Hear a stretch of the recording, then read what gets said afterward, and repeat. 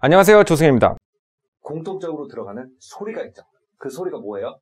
엘렉 아니면 엘레그라는 소리예요. 그죠? 비슷한 소리. 자, 이 단어들의 수수께끼를 풀 수 있는 열쇠는 사실 우리가 매일매일 얘기를 하지만 무슨 뜻인지 몰랐던 한 길거리의 이름에서 찾을 수가 있어요. 바로 세계에서 가장 유명한 길이라고 할 수 있는 샹젤리제 거리예요. 샹젤리제는 우리 학생들이 배낭여행하면서 많이 가보기도 했고, 또 쇼핑을 좋아하는 여성분들한테는 언젠가 가보고 싶은 로망이기도 하고 그런데, 샹젤리제가 과연 무슨 뜻인지 생각해 보신 분? 이런 게 이제 문제예요. 그죠? 이런 거를 궁금해하는 것에서부터 우리가 영어를 잘하기 시작하는 거예요. 그죠?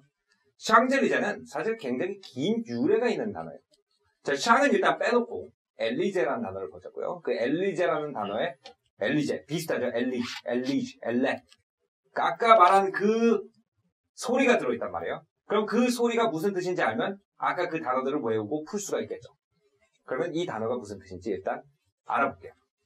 만약에 우리가 이제 샹젤리제라는 단어를 백과사전에서 찾아보면 뭐라고 나오냐면 그리스 로마 신화에 나오는 엘리지움이라는 어떤 전설적 장소에서 나온다라고 얘기를 해요.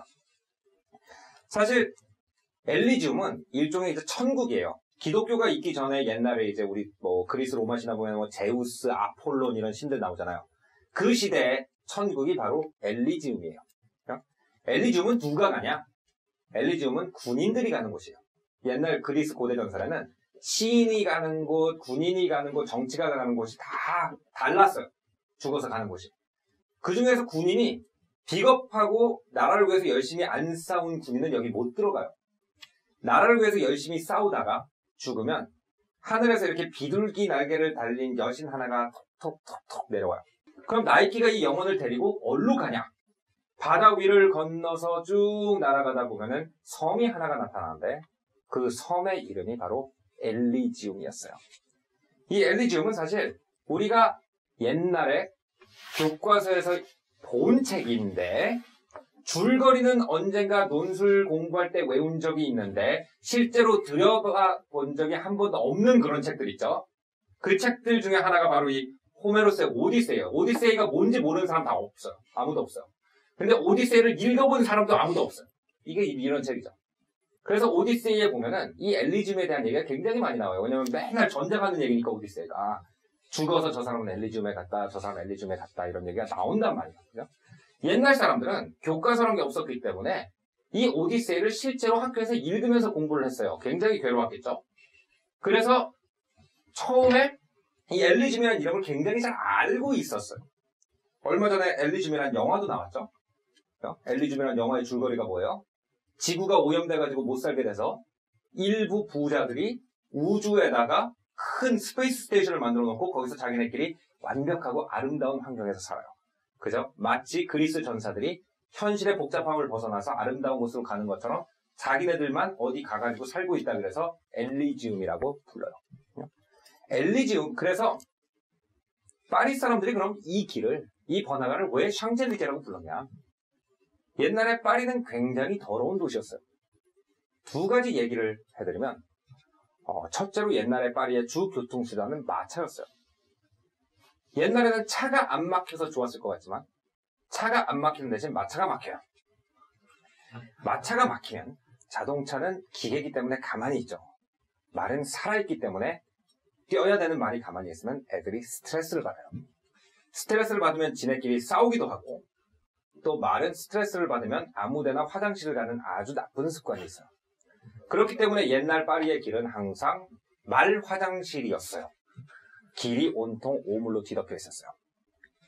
거기다가 옛날 프랑스 여성들은 우리가 모네나 마네의 그림에서 보는 것처럼 아름다운 스커트를 땅에 질질 끌고 다녔어요. 상상에 맡길게요, 나머지는. 그래서 여성들이 이 말의 분비물에 직접 발이 닿지 않게 하기 위해서 앞굽과 뒷굽을 굉장히 높이 만들어가지고 신발을 신기 시작했죠. 오늘날 패셔니스타들이 신는 하이힐이라는 아이템이 원래 말똥을 피해서 걷기 위해서 만들어진 신발이에요. 어쨌든 그 정도로 파리가 굉장히 고약한 도시였어요. 너무 사람들의 삶이 피폐해지다 보니까 파리 정부에서 튤레리 공원이라는 공원 밖에다가 벽을 딱 만들어 놓고 이 벽 밖에는 나무만 심고 아무것도 짓지 말라는 명령을 내렸어요. 사람들이 파리에서 막 거기서 힘들게 막 말똥 냄새 맡고 사람한테 치이고 이러면서 살다가 그 공원에 딱 들어가니까 해가 팍 내리쬐고 새가 울고 물이 졸졸졸 흐르니까 얼마나 좋았겠어요. 그래서 그 사람들이 뭐라고 했냐. 야, 내가 여기는 지상이 아니라 내가 죽어서 엘리지움에 왔나 보다. 그래서 그곳을 지금까지 샹 엘리제라고 부르고 있는 거예요. 그렇다면 여기서 뭐를 볼 수가 있냐? 엘리지움이라는 것은 가장 큰 특징이 뭐냐면 선택받은 자들만 들어갈 수가 있다는 거예요. 그죠? 골라진 사람만 갈 수 있는 곳이 엘리지움이에요. 그죠? 나라를 위해서 용감히 싸운 전사만 들어갈 수가 있고, 아까 엘리지움이라는 영화 같은 경우에는 정말 돈이 많은 사람만 갈 수가 있는 곳이 엘리지움이에요. 그죠? 그 엘리지움에 있는 엘리즈라는 그 소리의 뜻은 원래 고르다, 선택하다라는 뜻이에요. 자, 우리가 알다시피 다른 나라들은 다 왕의 아들이 왕이 됐지만 고대 그리스 로마 사람들은 시민들이 직접 지도자를 선택할 수가 있었어요.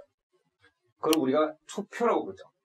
투표는 표를 던진다는 뜻이지만 그 사람들은 우리가 지도자를 선택한다고 해서 엘리지 한다고 해서 오늘날까지 영어로 투표가 elect 하거나 election을 한다고 그래요.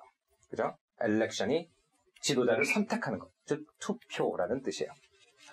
우리가 남의 선택을 받아서 국가의 지도자가 되면 대통령이 되거나 아니면 여러 고객의 선택을 받아가지고 대단한 부자가 되거나 우리가 선택을 받으면 엘리제가 되면 라틴어로 선택받은 사람 엘리터스가 됐죠. 그래서 그런 사람들을 일리트라고 부르죠.